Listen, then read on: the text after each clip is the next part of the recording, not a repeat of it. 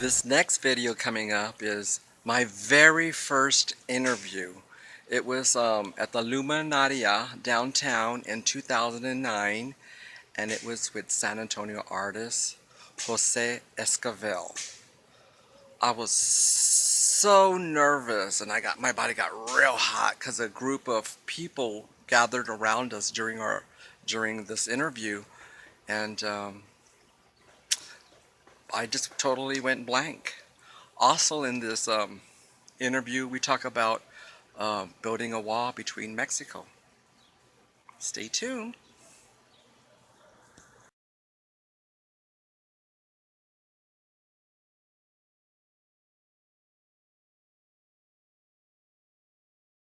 Hello, everyone.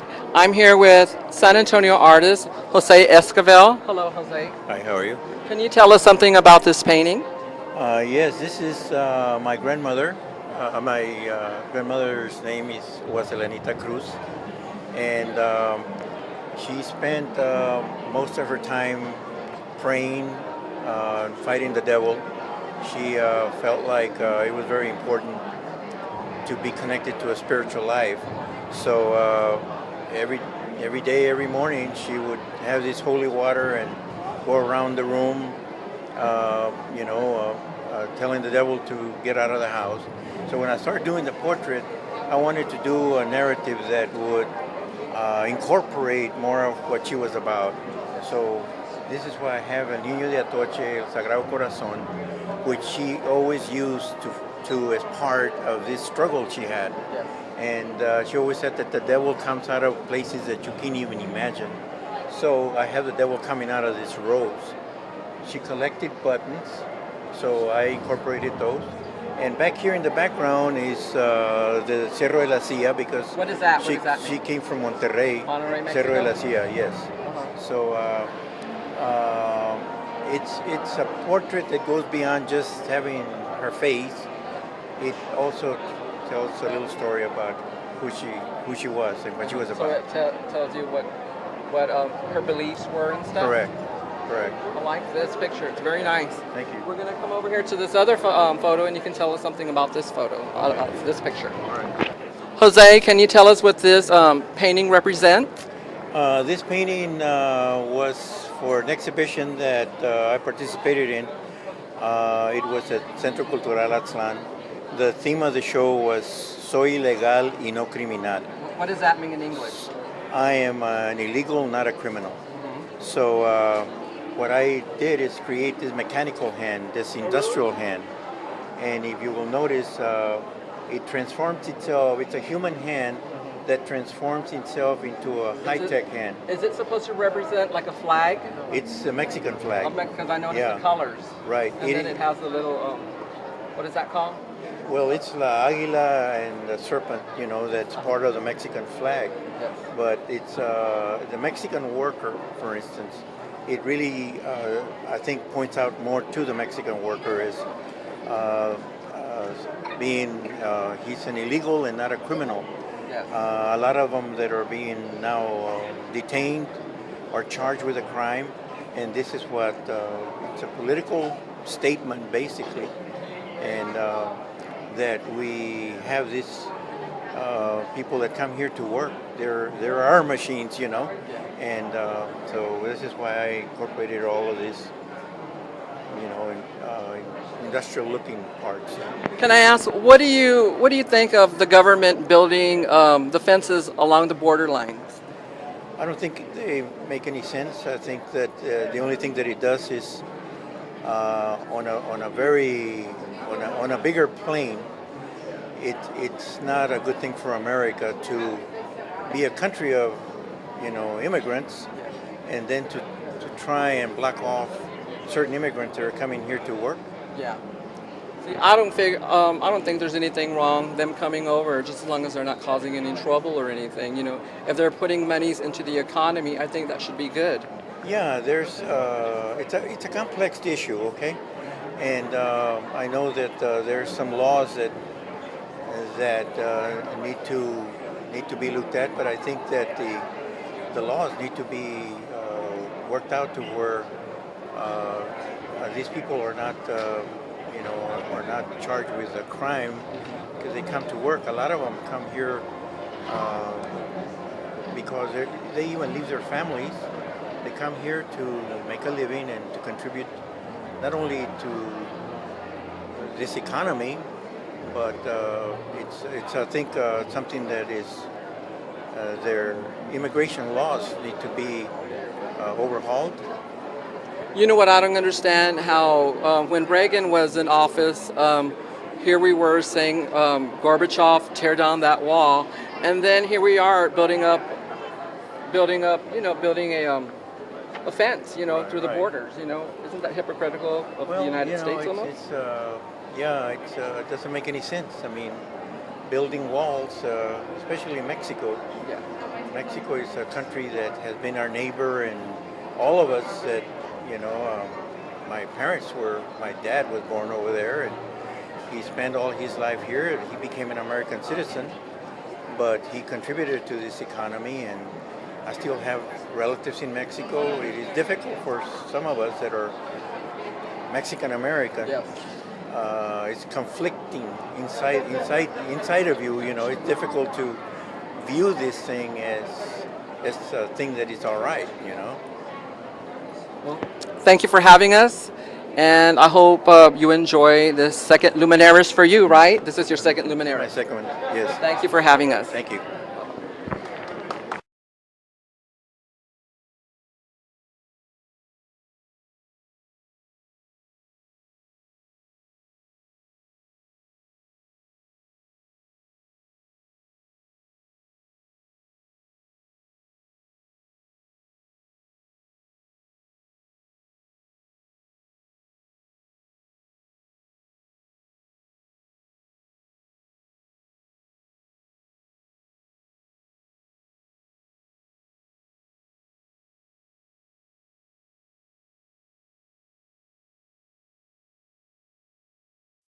My heart goes out to the families of those who were killed at the Pulse nightclub in Orlando, Florida. The Pulse nightclub is a gay club. At least 50 people were shot dead and 53 injured. It's the worst mass shooting in U.S. history. This has always been my fear. Whenever I used to go out to a club, I'd always fear that someone was going to come in and shoot or stab. And it happened. And it just happens to be a terror attack. We're here in America and we're free and we'll fight for our rights. God bless America and God bless those who lost their families.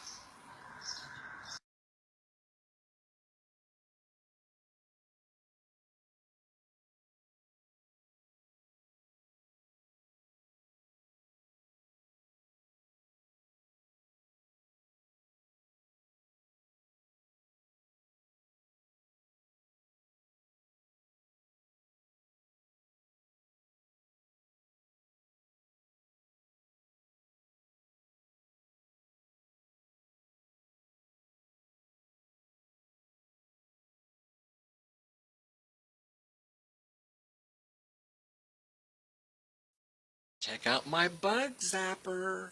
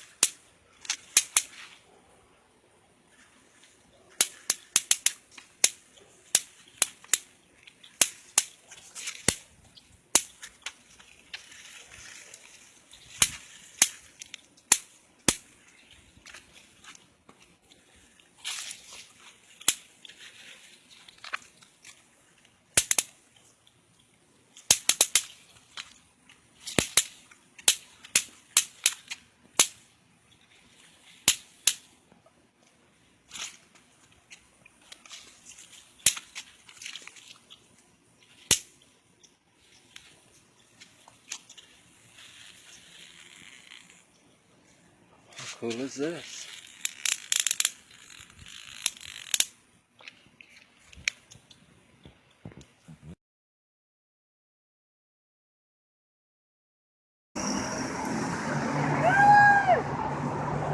I'm here with Antonio. Can you tell us why you're out here? Well, just to let our people know that we are totally against that racist bigot of Donald Trump in our city, including Oak Hills Country Club should not be hosting his arrival here or allowing him speaking time and fundraising time within our city's elite. These people like Mr. Powell or Mr. Nixon, the ones that are sponsoring him coming over here, should be ashamed of themselves, because I am very, very sure that they have a lot of money from our people invested in their businesses. They should care more about our people than they do about hosting a racist presidential candidate like Donald Trump. That's why we're out here. All right. Well, thank you very much, Antonio. Thank you, Roland. Appreciate you. Thank you.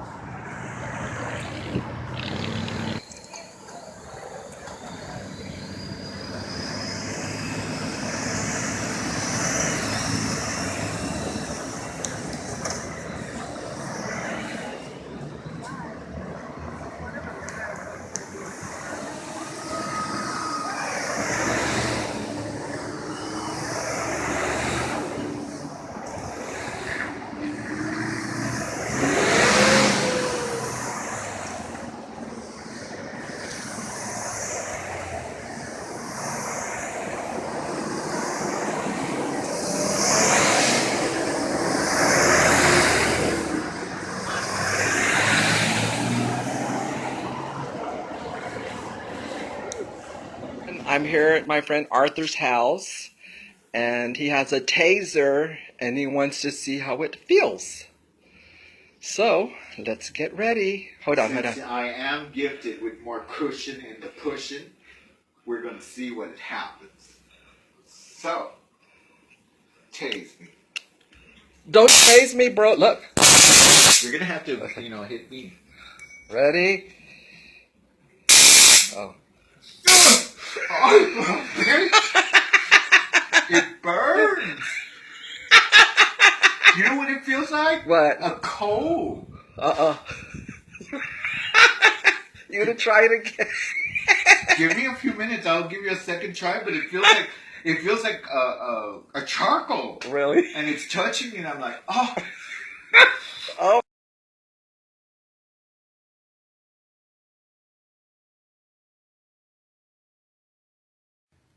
My name is Boyd Myers, and I'm a master fitness instructor and a performance nutrition expert here in San Antonio, Texas. I'm also the owner of Personal Fitness Revolution, a private personal training studio. Today, we're going to discuss hydration. Hopefully, we want to help keep some of you alive during this hot Texas summer. Hydration is a 24-hour process. Most individuals do not drink enough water. An active individual needs to be drinking somewhere between a half ounce and 1 ounce of water per pound of body weight. Do not guzzle. Keep your rate of drinking at a constant pace. Caffeine and alcohol are diuretics, meaning they force excess body from the water. If you're going to be drinking drinks that contain these two ingredients, it's important to compensate by drinking more water. Also, don't confuse bloating with being hydrated. As a matter of fact, the body bloats or retains water in response to dehydration. The way to get rid of excess water is to simply drink more water. Also, do not depend solely on sports drinks such as Gatorade. Okay, it's important to understand you can use these during extreme situations, but you may want to be mindful of the calorie content. Do you see how stupid this looks right now? Imagine how dumb I would look if I was exercising in it. Listen, people, sweatsuits, garbage bags, excess clothing, that does not help you lose more body fat. It helps you lose water your body needs, and it increases core temperature. You will die exercising in things like this. Do not wait until you're thirsty before you train. Thirst is a sign of mild dehydration. Other signs of dehydration are dryness of the eyes, accumulation of salt on the skin, and a lack of elasticity in the skin. If you pinch your skin and it does not return to its normal state, it's time to get your ass to the hospital. You are dehydrated. Fitness competitors and competitive bodybuilders sometimes use extreme measures to dehydrate themselves for a show to appear more leaner on stage. Here's a picture of me after 30 hours of dehydration during my last show. This is a very dangerous practice and should not be used unless under the guidance of a professional.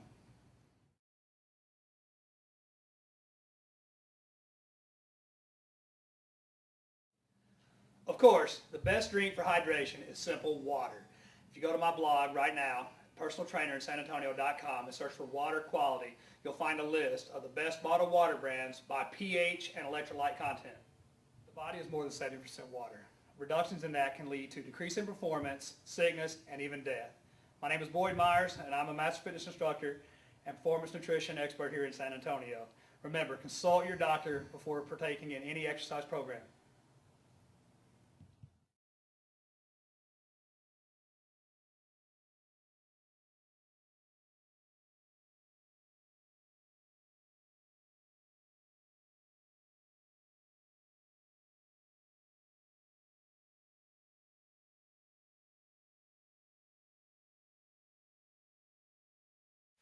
Hi everyone, it's me, Roland.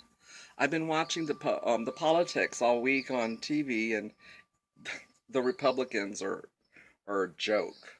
That's why I'm voting for a Democrat. That's why I'm voting for Hillary Clinton 2016. She's my gal.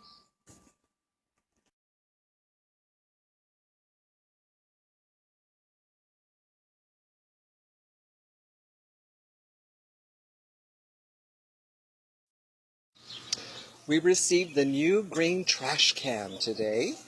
It's from the city of San Antonio. In this green trash can, you're able to put yard trimmings, leaves, food scraps, food soiled papers, and shredded papers. Here it is. Cool, right? Enjoy.